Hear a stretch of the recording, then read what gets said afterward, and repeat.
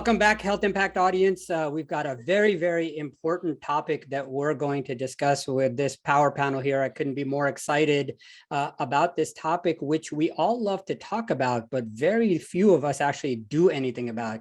So with the panelists that we're going to have on here, every one of these ladies are actually doing work in the area of disability and neurodiversity and how that matters in our digital health innovation life cycles. So in digital health, we have an enormous amount of investment going on with respect to telehealth. It could be remote patient monitoring. It could be a variety of areas. And we often specialize, for example, for diabetes. We often specialize for congestive heart failure. But almost 20% near there of our population has some level of disabilities and neurodiversity that we almost rarely put into our roadmaps, put into our development efforts, et cetera. And so I wanted to talk about that here. And we've discussed this topic multiple times over the last couple of years at Health Impact, and it's only should be growing because if we don't have innovators, engineers, investors, et cetera, actually hiring for it, budgeting for it, and doing the work to make people with disabilities in general, or the disabled communities, or the neurodiverse communities, autism, and those kind of areas which many of us are impacted with. We probably have nieces and nephews and sons and daughters that all have these kinds of problems. We don't take it seriously enough, and that's really what we want to talk about. So the topic here really is that we are making general mistakes when we do innovation because we end up trying to say, all right, let's build things very rapidly and see and fail fast. All right, so let's go fast and break things. Let's do minimum viable products to make sure that some percentage of our patients might be able to use something. Well, in that type of thinking, there's no reality for the diversity of the type of patients that we have to deal with. It is so easy to build. I'm an engineer. It is so easy to build technology these days, but it's really hard to make technology applicable to a wide and diverse community. And that's really what we want to talk about is what makes it so hard and what can we actually do about it? Because hard things are only hard until we apply ingenuity and attention and innovation to it. And we're calling this digital health innovation, but how can it be innovation if we're leaving out easily 20, 25, 30% of our patients that can't use all this brilliant technology that we are coming up with? So with that, I am so pleased to introduce, first and foremost, Dr. Brooke Ellison, who has written a book on this subject, right? So if you're going to get some expertise, why not just go straight to the source? So Brooke, I'd love for you to introduce yourself first. We'll then go to Kimberly, and then Val, and then Jen, and then I'll come back and introduce the first question to you, Brooke. Tell us a little bit about yourself and your book. Why did you write it, and a little bit more about it. Go ahead. Oh, wonderful, Shahid. Thank you so much. Thank you for putting together this incredible panel. As you had mentioned, this is the kind of conversation that is far too rarely had. My name is Dr. Brooke Ellison. I am an associate professor at Stony Brook University in New York on Long Island, and I study a diversity of things, medical ethics related, but how you apply these medical ethics concepts to real world circumstances, real people's lives. Most notable among those people are people with disabilities. So I view these questions from a medical ethics standpoint, a science ethics standpoint, and just a pure diversity, equity, and inclusion standpoint. So I'm really eager to talk about this, to share some of my experiences, to learn from all of you, and to be a part of this conversation. So thank you. Sure. And tell us the name of your book and where can people find it? Sure. So the name of my book is Look Both Ways, and I'll give some context about the title in just a bit. I'm going to move to some questions, but yeah, it's called Look Both Ways. It's available as a Kindle version as well as a hardcover. Dr. Noel has it in its full actuality there. So it's available on Amazon and BarnesandNoble.com, and then be coming to independent bookstores very soon. So I'm very, very eager to talk about it, thrilled that it is actually in actuality now. And yeah, I put everything that I had into it, all of my thoughts and lessons learned after having lived with disability for as long as I have. And I think and hope that it's a valuable contribution to this conversation. So I appreciate you bringing that to everybody's attention, and I'll talk about that for sure as the next 45 minutes evolve. Oh, perfect, Brooke. So Brooke mentioned her agent, Kimberly. Tell us a little bit about yourself. Informal. I am Dr. Kimberly Noel, and I had the pleasure of working with Brooke as faculty at Stony Brook University. I was leading the charge for telehealth for quite some time and leading into the pandemic, working to support the virtualization of our entire health system, and had the pleasure of working with thought leaders like Dr. Allison in addressing the gap of representation for persons with disabilities as we roll out new services. In particular, Dr. Allison has been helpful in crafting with me remote patient monitoring workflows. So it's just been eye-opening to learn from Dr. Allison in regards to her own personal experience, but I also have had the pleasure of expanding my viewpoint as to health disparities, particularly post-COVID, or we're still living this pandemic, but seeing the stark reality of health disparity rear its ugly head as we talk about these technologies. It's really important now in my work as I transitioned into industry. I'm now the medical director of 23andMe, and the work is still required. We still need representation as we think about these rapid innovations. So happy to be here. Thanks, Shahid. Yeah, you're most welcome here. So just like Brooke was, at a university, Kimberly has spent a lot of time teaching fellow clinicians and the younger staff about all of these new tools. And so she has to have identify them, evaluate them. And what I've learned a lot from Kimberly over the last few years is it's one thing to put things into the environments, like you can install this stuff, but if you don't teach the students to embrace it as part of their work, and that includes the neurodiversity, includes the health disparities that we see, we can't really solve this from the technical side on its own. So this is really, really important as you go forward, that if we're going to embed the idea of innovation, it has to go in at the human level, and starting at universities is perfect. I mean, that's why it's great to have both Kimberly and Brooke here. Next up, Val, tell us a little bit about yourself and what you're doing at RevSpring. Great, Shahid. I'm Val Mondelli. I'm with RevSpring. I'm the EVP here of Healthcare Solutions and the Chief Commercial Officer. I've been really blessed and fortunate to be with a number of companies that are true innovators in the market, and taking all of these wonderful ideas that Dr. Ellison and Dr. Noel talk about, and then really commercializing them, taking them to market, getting them to our health systems, our providers, our payers, so that they can really optimize the patient experience. Because at the end of the day, it's all about the patient and their use of the technology in making their experience with healthcare a better, more satisfactory experience. So I'm really looking forward to the topic today, and can't wait to share some of the innovation that we're doing in the market today in this area. Perfect, Val. Welcome, welcome. Jan, you're the only one left to introduce yourself. Go for it. Yep, I'm Jan Reed, and I'm with T-Based Communications.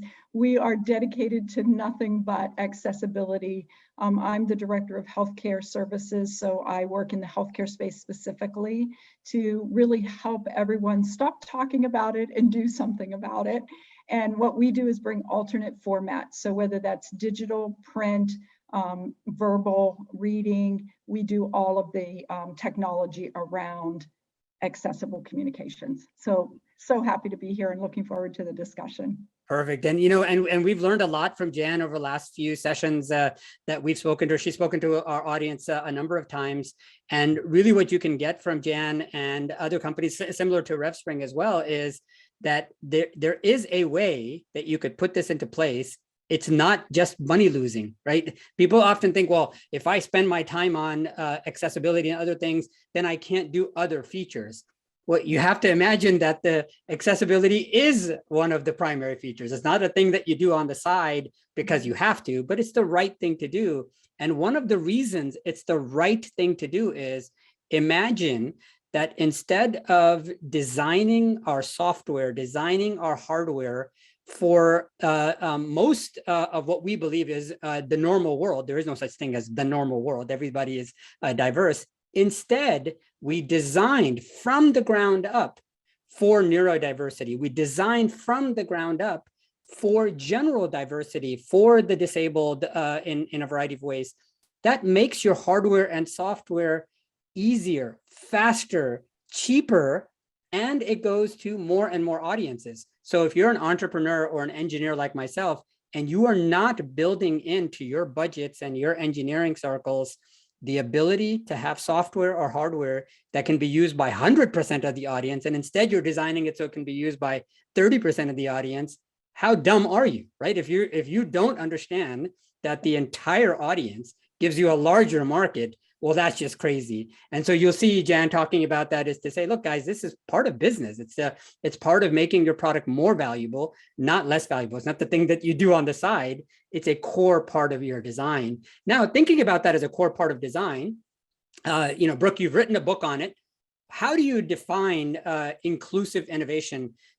Everybody talks about it and thinks it's important, but how do you define inclusive innovation from your perspective, either just in your book or in the general work that you do? Phenomenal. Thank you so much, Shahid. And I guess I can start by giving a little bit of context as to how I have become so kind of immersed in this field and why it's not just a professional kind of concept for me, but also a deeply personal one. And it kind of reflects the value of a session like this that actually incorporates the voice of somebody with a disability or people with disabilities.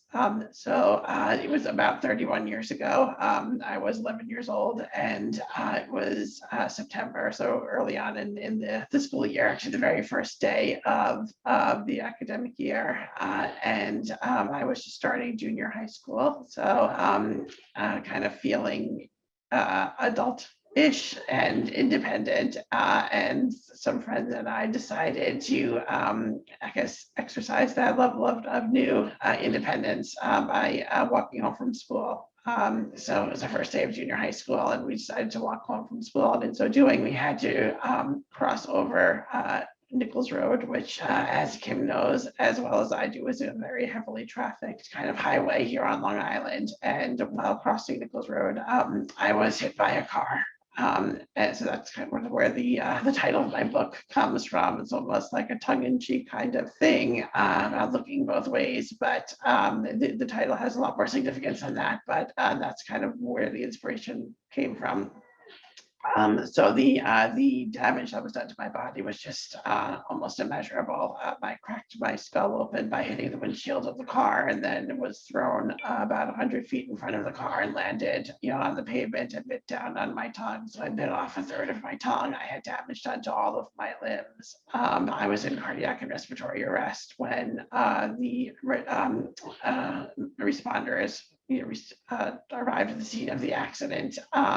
It was fortunate that my accident happened right outside of the local firehouse and about, I guess maybe a half a mile away from Stony Brook Hospital, that I actually survived. So there was a lot of question as to whether or not I was going to survive. And the thought was that if I were to, that I would be significantly cognitively impaired. And my parents were told to basically expect that would be the case. Fortunately, those things didn't come to pass, and the lingering injury that I had to my body was a spinal cord injury at C2, C3, so very high up on the spinal cord, leaving me paralyzed from my neck down and dependent on a ventilator to breathe. So I spent about 6 weeks in pediatric intensive care at Stony Brook Hospital, and then was was transferred to a rehabilitation center built specifically for kids with complex disabilities in New Jersey. And it was there that I learned to live with disability, right? I didn't learn to understand what it meant to be disabled, right? That's kind of an identity shift that takes a long time for one to grow into, but I learned to live with disability, and that involved learning to drive a wheelchair. It involved learning how to learn differently, how to talk again, how to navigate a world that's just fundamentally not set up for people with disabilities. There was technology that was integrated into my life very early on. So this was some 30 years ago plus, and I was exposed to adaptive technologies that would allow me to interface with my computer, to drive a wheelchair, all of these things. They were extremely rudimentary, extremely almost archaic, almost more frustrating than they were worth. I didn't fully understand at the time how much technology was going to become involved in my life. That technology was going to be the very bridge that was going to allow me to accomplish the kinds of things that I wanted to accomplish for my life, would be the bridge that would span the societal and social deficits that my disability would create for me. So it has been because of technology that I was able to return to school, do the schoolwork that I needed to do to ultimately go on to Harvard, where I did my undergraduate and master's degrees, to write my dissertation when I was becoming a PhD, to run for public office, right? All of these different things that I've done throughout my life, they've all been the product of my reliance on technology. You can't effectively talk about technology without talking about disability, and vice versa, right? They go hand in hand, and that's the case really for everybody, whether or not they consider themselves in the quote unquote disabled population. None of us can think as fast as a computer can calculate, right? None of us can write the kinds of things or do the kinds of calculations that computers can do, right? All of the technology that we live with kind of bridges the kinds of limitations that the human body and the human mind have to live with, right? It's just part of our world, and that's very much the case for people with disabilities. So when we think about inclusive innovation, when we talk about this concept, we're not just talking about some kind of product that could maybe help the lives of somebody who is the poor disabled person. It is fully including somebody who has seen the world differently, who has lived in a vastly different circumstance, has integrated all of these different characteristics that has enabled this person to live successfully, whether it is creativity, whether it is leadership, whether it is problem solving, into every step of the innovative process, from the idea generation phase to the marketing phase, right, to the design phase. That is true inclusive innovation, getting the voices and the stories of people who are going to actually be using these technologies into all aspects of the innovation process. And that's really what true inclusive innovation means, and how I have incorporated that into the work that I do as a professor, the students that I teach, the things that I advocate for. And I'm sure we'll talk about that more as the session moves on. No, and that story, it definitely tugs at the heartstrings. Seeing you go through that as a child, just as a father, I can imagine what you were going through. But no one actually knows your life the way that you do. So how would you suggest for innovators, and I'd love for Jan to jump in and talk a little bit about this, because there is this idea that, well, there are not that many Brooks in the world. But that is true. Everybody is unique, and Brooke, especially your specific circumstance, is unique. But there are a lot of other family members. There are a lot of other people in the population that have different abilities and different disabilities that make up a large volume that innovators must look at. So Brooke, talk to us about what are these numbers that we can't just ignore. This is not a small group on the side. And then Jen, I'd love for you to jump in and talk about what are you seeing in the market that says, you know what, this is not a small group on the side. This is a big enough group that we can actually do some work for. So Brooke, tell us how big is this group that you're talking about that should be looking both ways?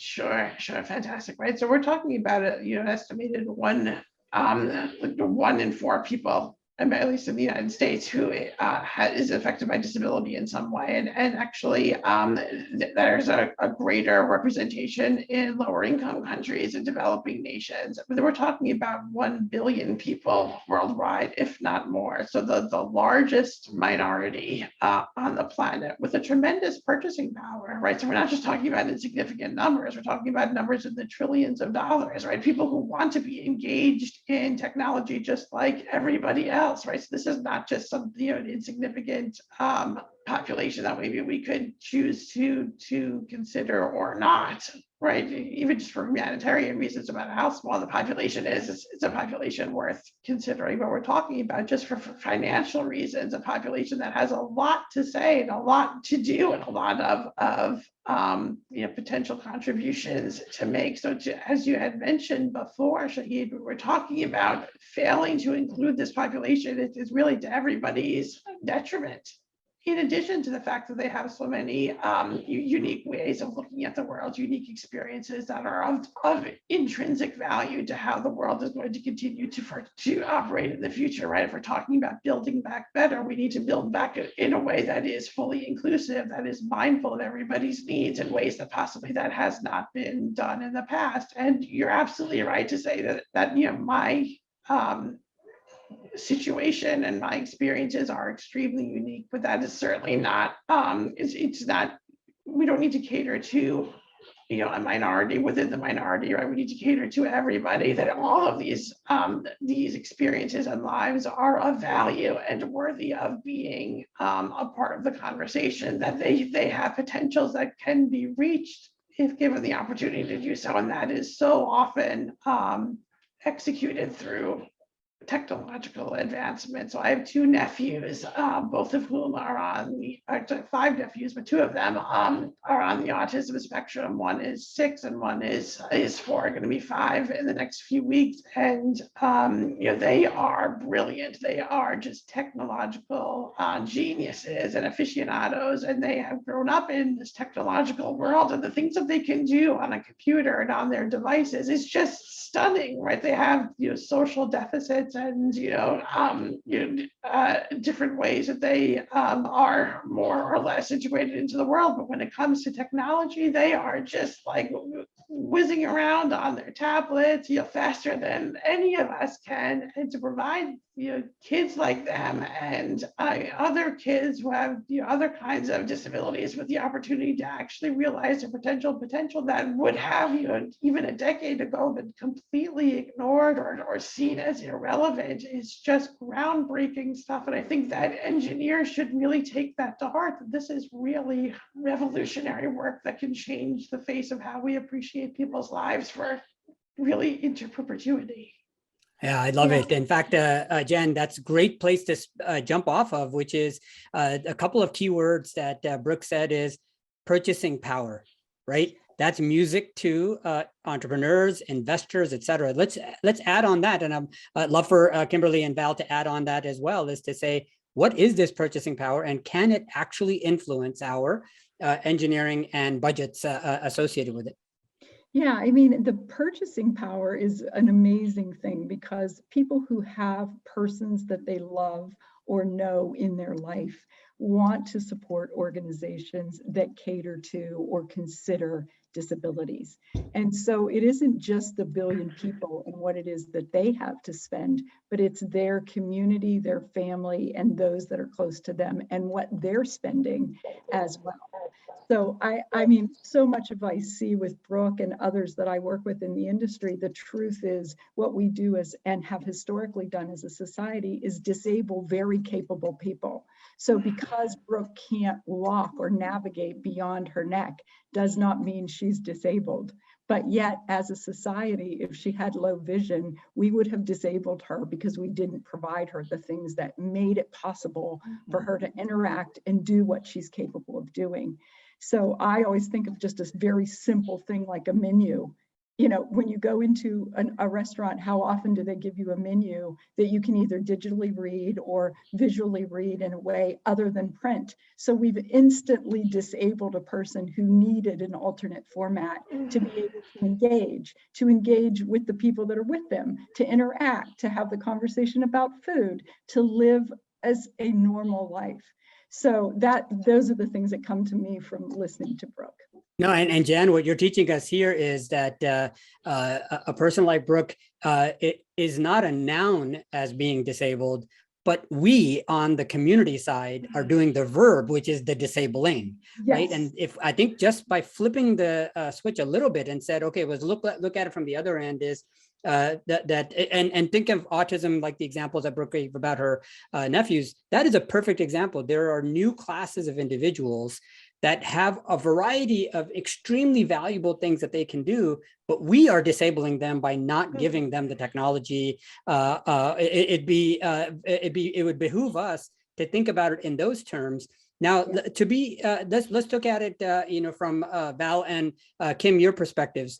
When you look at your innovation and your capabilities, like at RevSpring, you guys are, doing the obvious things that are so important, but not everybody does it, which is how do you just make, your statements and billing and all these other things just easy enough to use if you don't find it accessible in the existing formats. So we'll talk to you, Val, jump in a little bit, and then I'll have Kim kind of like summarize this from the patient's perspective and how she was teaching students at Stony Brook to look at the disabled or the neurodiverse in different ways. So Val, talk to us about how do you get engineers to actually listen and make things better for the disabled or neurodiverse?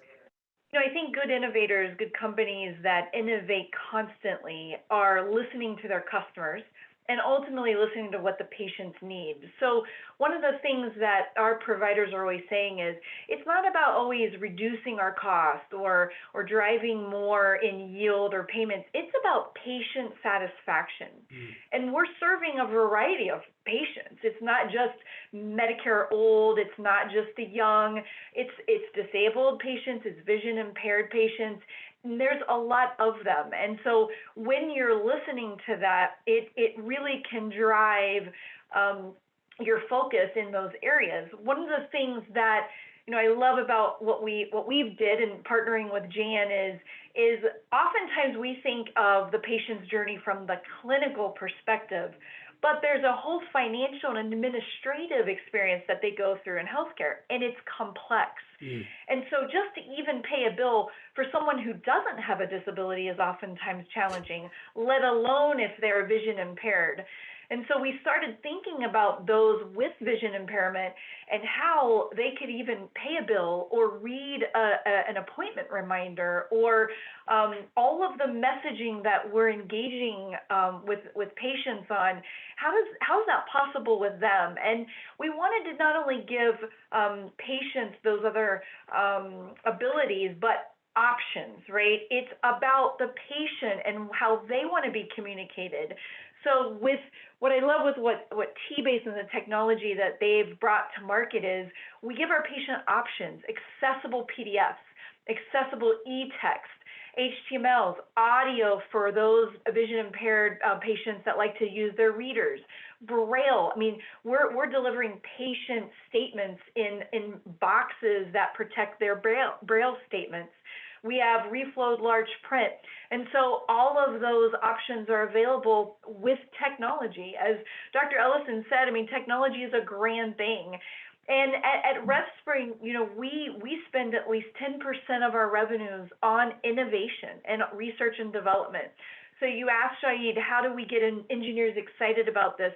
It's through stories like Dr. Ellison told and people we all know that are near and dear to us, but it's a mindset, right? It's a culture and it starts at the top. And so, I'm really excited about what we're bringing to the market to not just, patients that our providers serve, but also those vision impaired patients that are being served by the healthcare community. And we're not only looking at it from the clinical perspective, but also the financial journey that the patients are often walking themselves down. So hopefully that helps. Oh, it does, Val. And I think the key words that you said there was culture, right? And so Kimberly, talk to us a little bit about how do you inculcate at the earliest levels for even clinicians who are taught to be empathetic, often sympathetic. They don't always look at things from the neurodiverse or disabled, which means that the service lines that are created in healthcare systems aren't servicing the disabled, which means that the technology that you purchase and the hiring that you do isn't done so either. So you spent a lot of time with students. How do you get that inculcated so that it matters to them? Yeah, so the most passionate group of people that I have the pleasure of working with are students. I have very much faith in the future because they have at least the generations that are coming up are very attuned to the importance of diversity. And I would like to say that it's not just about building empathy, but it's about building better design, right? I don't know about you guys, but I love watching closed captioning, and I benefit often from the ease and feasibility that technology should have that is informed by those who live it, right? So we're talking about building better tech, not putting Band-Aids on things after the fact. But my work with students really focuses on one, creating an awareness that this notion of wellness does not exist. There's not a dichotomy of ill and well, disabled and abled. It's a spectrum. And to be honest, most of us in our lives will have a moment of disability in certain contexts. And so it is so much better to design for disability, understanding that we have an aging population that is going to increasingly be affected by immobility, by issues of vision, by, so it's not a them versus us and let's be nice. It's about creating an understanding for healthcare that we have to be inclusive in order for us to provide great medicine. And so dismantling those notions is really a core part of what I do. And the other part is innovating, thinking outside the box, and really focusing on developing rapid protocols, testing hypotheses, not coming in with the answer. And so these kind of tools and I guess, psychological frameworks in working with students has been very rewarding because we understand the value and importance of diversity.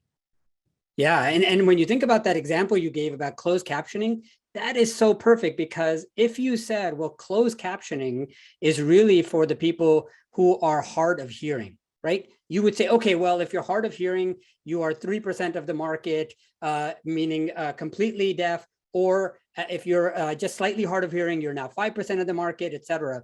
But if you said, you know what, even people who can hear perfectly would love to have closed captioning. Now you've changed, you've done outside the box thinking, is to say, well, when I hit the reverse button on, it means I missed something that the actor said. I can hear perfectly, I can see perfectly, but that same exact technology switched off to say, you know what, I'm going to design this for people who can't hear. But while designing it for them, I can make it super valuable for everybody else. I think that's what you're teaching us, right, Kimberly? Is that's the outside the box thinking that an engineer can get excited about and say, well, no, this is not for the 3% of the market. This is for the 100% of the market who wants these other features. Jen and Kimberly, tell us, is that the kind of thinking that you're trying to promote?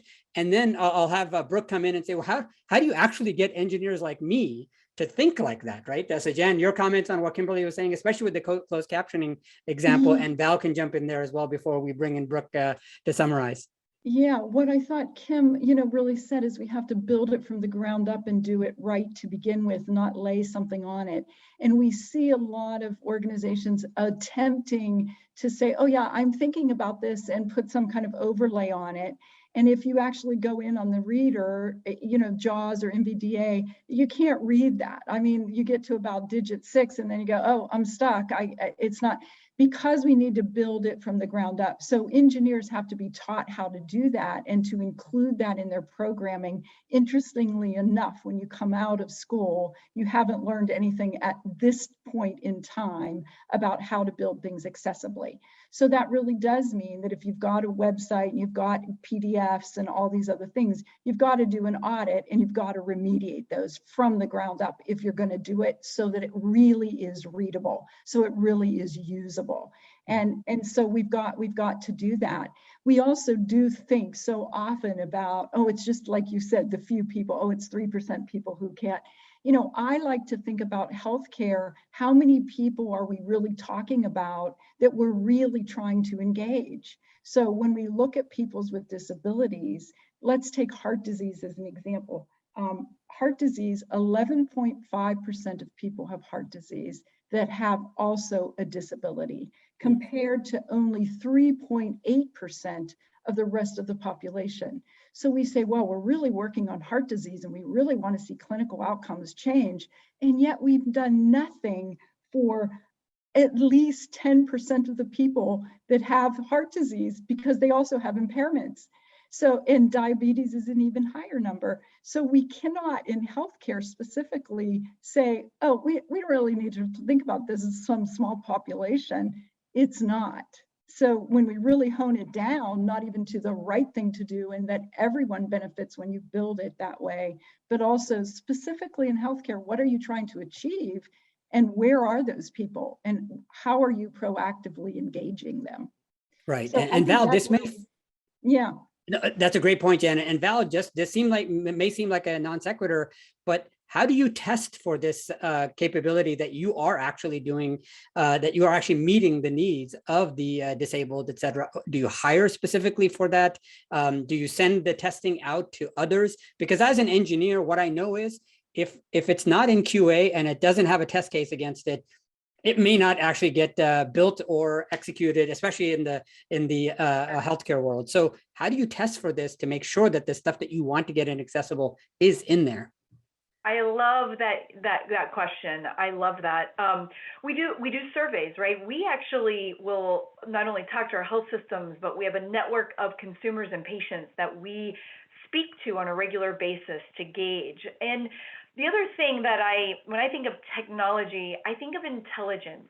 You know, we're using a lot of data to know our patients, right? To know these patients, to understand what are their disabilities or what is the right message at the right time and what's the right modality in which they want to communicate with their provider.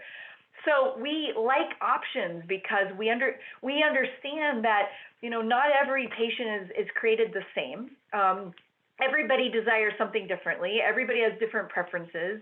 And you may even communicate with multiple modalities through omni-channel strategies with your providers. So I think, you know, it's a lot of understanding and knowing the patient and really designing something that they want, because ultimately they're the end user. And you've got to have options because our providers are serving a large community of patients. And so there's that inclusive diversity. I mean, we need to build technology that can serve all aspects of who we're taking care of out there in the healthcare arena.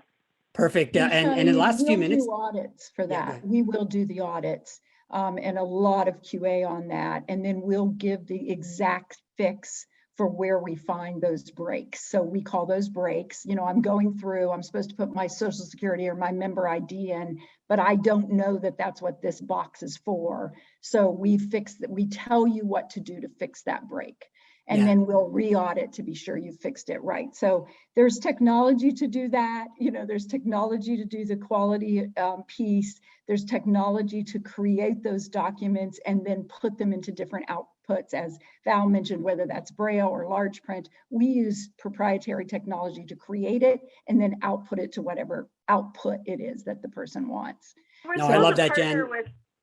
With Jan and the team, because you know, even we had never really thought about patients with vision impairment. I mean, think about how difficult to just pay a bill, pay a statement, read something an educational piece of literature that comes from their provider. Now we can offer all of these choices, even in digital accessible formats as well as print.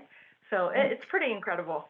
Yeah, and from a practical perspective, and again, talking as an engineer who has built multiple systems in healthcare, what I would love to hear is Jan come to me and say, look, Shahid, you're the SVP of engineering, you're the chief technology officer. You guys go worry about your normal development work.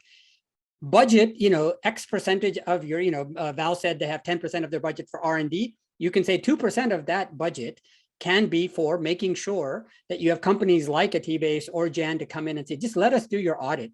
And when shit's going to break, I'll fix it for you, right? That's the kind of stuff that I think that we need to hear to say that, look, the market is there.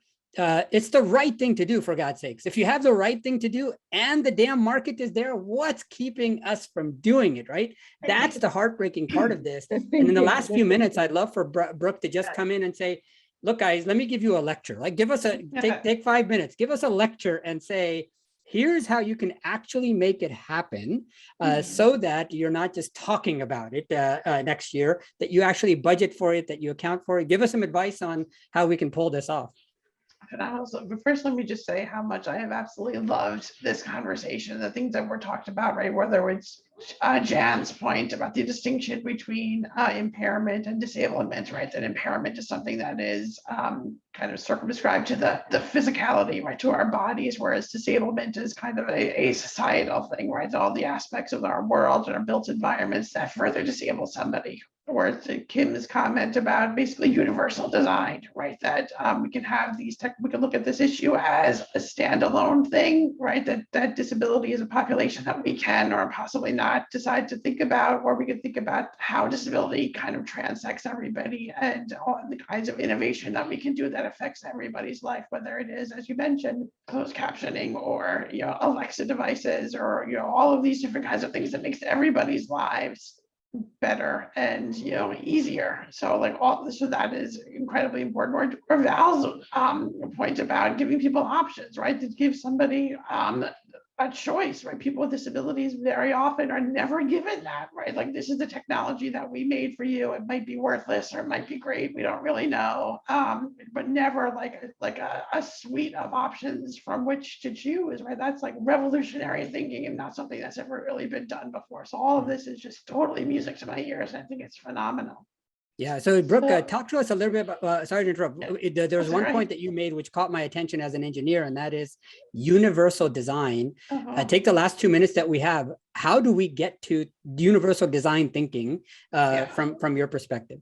Fantastic. So I teach a class called, it's called inclusive innovation, but inclusion and innovation. So it's I3, so inclusion and innovation, and it is what's called a vertically integrated project class. So it takes students from all different disciplines and all different academic levels and brings them together to kind of solve challenges. And all of my students are engineers, right? So they're all kind of forward thinking about how they're going to do their work now and how we can make it more inclusive in the future. And I have taught them all of these kinds of concepts of universal design and accommodation versus accessibility from the start. And they have just eaten this up and have said, why haven't we been doing this all along, right? This is just so obvious. And they're coming up with all different kinds of devices that can improve the quality of people's lives or kind of give them richer and fuller lives. Or we're not just talking about the basics, but giving them rich lives so they can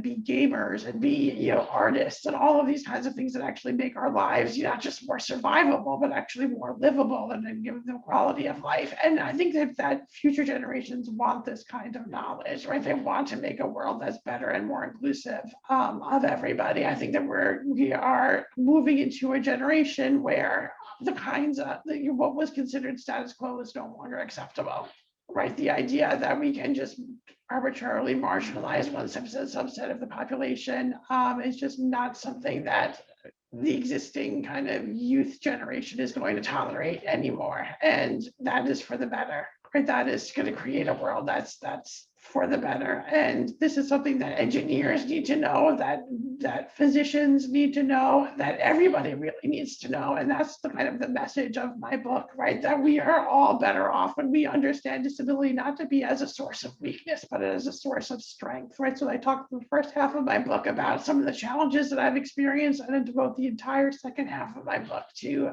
the virtues of disability, right? The kinds of things that you learn, the kinds of things that are really of societal value that we should all be incorporating into our thinking, right? Put people with disabilities on your design team, right? Put them on boards of directors, put them in leadership positions so that we can see what their talents actually are, and then be inspired by those talents, not inspired in kind of like, you know, a token charitable way, but inspired to do things differently and to learn differently and to, you know, to behave differently. And if we can accomplish that through conversations like this, then my goodness, we can have an entirely different world. No, that's fantastic. And we've only got a couple of seconds left. So let me just kind of summarize this, is that Brooke has taught us that there definitely is a market for this. And that if you're an innovator or an engineer, you're not doing it for a subset, right? You know, Kimberly, you know, she's taught us that if you get this down into the students, they do care about it. They're passionate about it. So just get some of those students to come in and do that. Val, I think you showed us that this is doable, right? It doesn't have to be rocket science thinking that has to be done out there. And then when you need the damn help, just call Jan, right? If you just need to have somebody help you out and say, look, I don't know how to do this, but I really want to do this because there's a market and it's the right thing to do. Let's just use the help and not try to pretend like we can do it ourselves. And that'll take us from this idea that it is and I love the way how Brooke put it is, don't be inspired for charitable reasons, right? Be inspired because there is a unique way that this group of our fellow citizens and our fellow humans think of things that is better in many ways than we do.